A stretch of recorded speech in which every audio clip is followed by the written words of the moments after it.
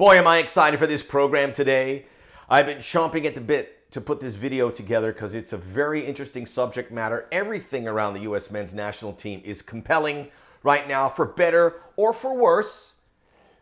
Put it all in the pot. There's so many moving parts here that makes this very, very interesting. And there is a new group of qualifiers, 3 games coming up. We're about 2.5 weeks away. October the 7th, facing Jamaica in Austin, Texas. October the 10th, Panama in Panama City, not the one in the Florida Panhandle. October the 13th, Costa Rica in Columbus. 2 of the next 3 are at home. The U.S. men's national team, 5 points in their first 3 games, which I said here was the realistic target. The golden generation of this men's national team, we thought that they would go in there and get a result. We thought they would win all 3 games. Oh, I didn't think, and I don't think many people deep down inside thought. I was hoping to be wrong when I said 5 points. But that golden generation, there's a lot at play here. Weston McKennie, Christian Pulisic, Gio Reyna, Serginho Dest. We could put Zach Steffen and John Brooks in there as part of that core group of players. For a variety of reasons, did not deliver. And now, Greg Berhalter is in a situation where he needs results. And after 3 games, he has identified a way to get them. For instance, when the cards were on the table, that second half of Honduras, he leaned into experienced players. He leaned into MLS players, which apparently come by with a little less baggage. They just do. You look at that second half. Obviously, Matt Turner in goal. Miles Robinson, younger defender, but different perspective. Ricardo Pepi comes into that situation and gets the goal. Sebastian Lletget comes off the bench, was involved all goals. Christian Roldan comes off the bench and helps out. To a lesser degree, earlier in the tournament, Tim Ream. These guys kind of did the job for Greg Berhalter. And now it's getting very serious. It's getting really serious. He is going to lean into the guys that he thinks can do a job. And now he knows what that looks like. So do some of these guys in that golden generation not get the call up here? Possibly. I think many will. I don't see who you leave out of that group that I told you, but do they all just get written into the starting 11? I don't think so. This is the Soccer OG. Check out the Soccer OG podcast. New one coming out Monday. Last week I had that pull over a bumpy pitch and I said I was going to give it away. Michael Gardner, you answered the question. You tweeted it. You're going to get that pull over. Bear with me. I'll get it to you. But thank you for everyone. I'm not joking around here. I'm giving stuff away and you can win it. All right? This is not a sham. And the prizes will get better. Please subscribe to this video. Yeah. Hit that button. Subscribe. Let's get these numbers up. Numbers have been great. But I'm excited about this video because I am going to tell you I'm going to give you 10 players that did not get called up to the September World Cup qualifiers who I feel have a real good shot of getting called up into October. I'll let you know if they'll get in or if they will just miss out. But getting back to the U.S. men's national team, there are a lot of things at play here. Injuries. Gio Reyna is probably not going to be ready for October. Christian Pulisic will. You can't leave Christian Pulisic out. You can't rely on him based on the injury concerns. Weston McKennie. You can afford right now, because he didn't play this weekend for Juventus, or he's been more of a bench player, although I think he'll start starting for them. But he's become a problem, and this is a problem for club and country. Immaturity issues. Does Greg Berhalter want to bring that up again? Or he could really send a message to McKennie and say, you're not coming for these qualifiers. Get yourself right. And he could almost use it as a way because he doesn't want to bring that now because it's going to cause some static. Don't be surprised if that happens. I think there's still a lot of distrust and issues in that relationship. So Reyna, possibly McKennie. I would like to see McKennie in there because it means things have been improved, those relationships. Tyler Adams, he's obviously going to make it, but he's not starting right now for Leipzig, who are struggling. By the way, we have an issue with some of our American players that they're playing for really bad teams. Josh Sargent, part of that golden generation. Do you bring him in? Serious question. Not only is he not scoring goals, but he plays for the worst team in England. 0 wins in 5. They look, he can't be in a good headspace. Jordan Pefok scored that incredible goal for Young Boys against Manchester United, but he looks like he doesn't quite fit with what Greg Berhalter is trying to do. Do you bring him in? Do you bring him? Do you feature him?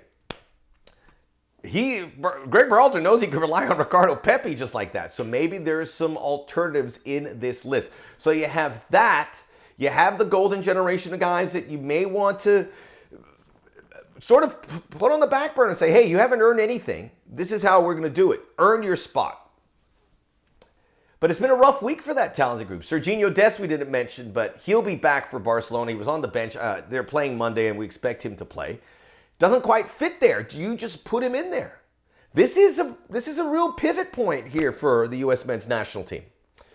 So that's what makes this so interesting. So what do we do with that group, knowing that they didn't quite deliver in a big spot here in the first 3 qualifiers? Can't screw around in these 3 games. You're expected to win. You're expected here to get at least 7 points. At least 7 points. 6 points is the bottom. You're supposed to get that. You should beat Jamaica and Costa Rica at home. So here are 10 players that, for a variety of reasons, are on that fringe, and many will probably make this team.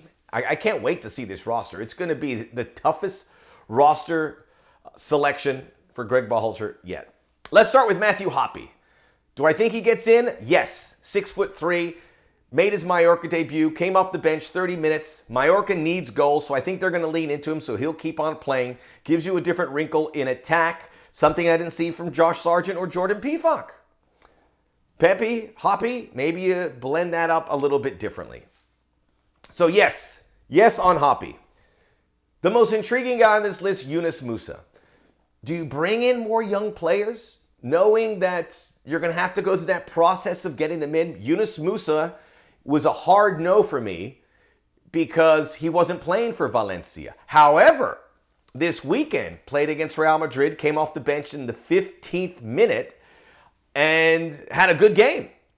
Carlos Soler got injured, and it seems like he might be out for a bit, which means Musah's going to get more playing time, which is good for him. So, if this McKennie thing drags on, I'm going to check mark Yunus Musah to make this team. And it's that injury that changed it. Because I don't think you should be on this team unless you're playing. If you're not playing games, you're not. That's why Zach Steffen's not going to start. I hope he doesn't start because Matt Turner, you don't want to break that momentum he has built up. Matt Miazga, playing in La Liga, playing for Alaves, started 2 games. I watched the most recent game. He did okay. Looked a little out of position. I watched it in Spanish, and the Spanish announce team were really riding him. So they're going, he's out of position. Why did they pull out the other center back and leave him in there? The manager likes him. Matt Miazga's close, but I'm going to say no. I say he doesn't make it here. But a very interesting decision, certainly, for Greg Berhalter to make. The defensive group they had. Look, John Brooks. I don't think you just say you can get in this team now. He was a mess. He was a mess. Mal Robinson is your number 1 center back. Mark McKenzie's in the mix. You got Tim Ream in there. Walker Zimmerman didn't feature.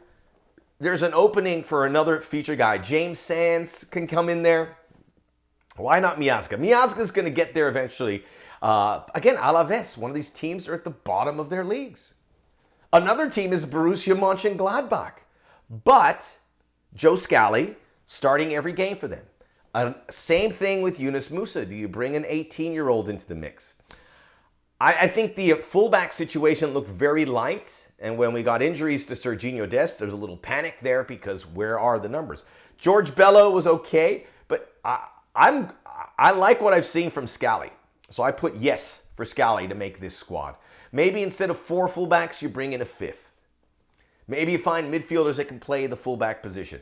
But Scally, 18. So I'm bringing in 2 18-year-olds, which sounds like absolute insanity from everything I've told you. But bring him in.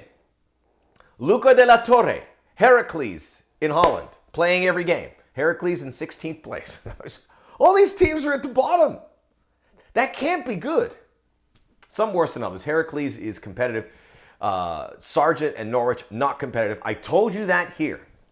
I told you I had second thoughts about Sargent going there because that club is a disaster. They're going to yo-yo back down.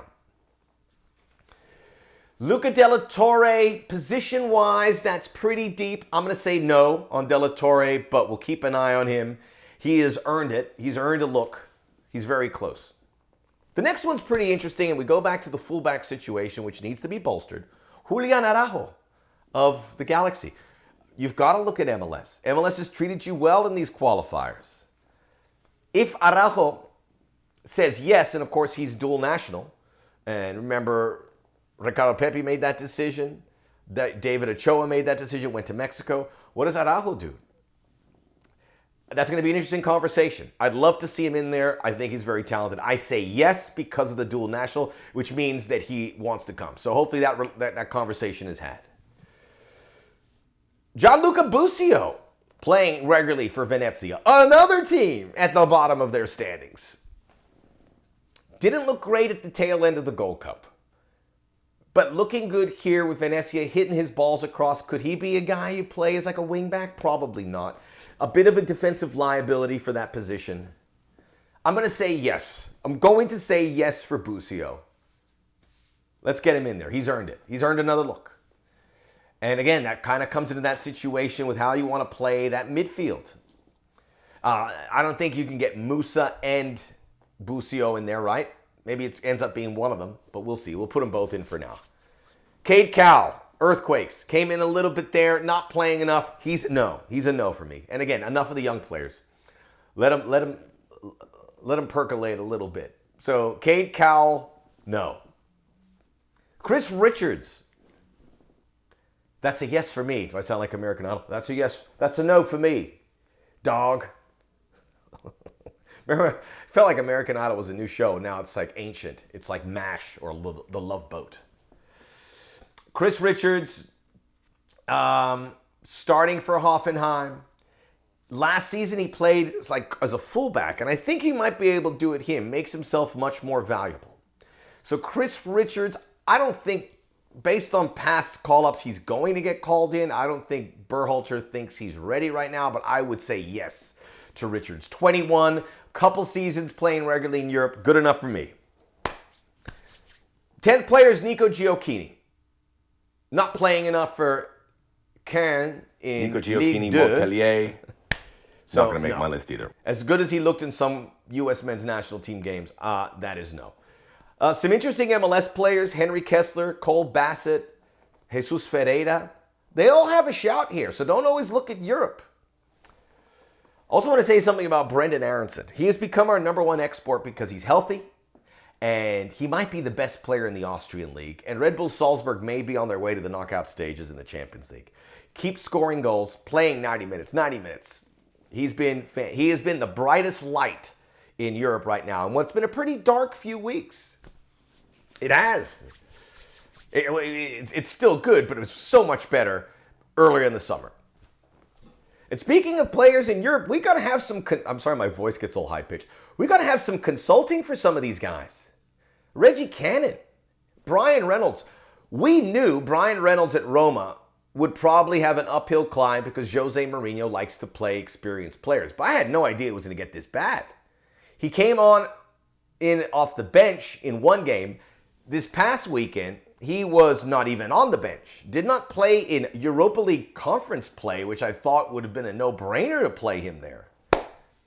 We can't let these guys just go to these clubs because it sounds good. We got to vet these things. That was a mess. Brian Reynolds should not be at Roma. Clearly, that's the wrong club for him. What does he do? He's a kid.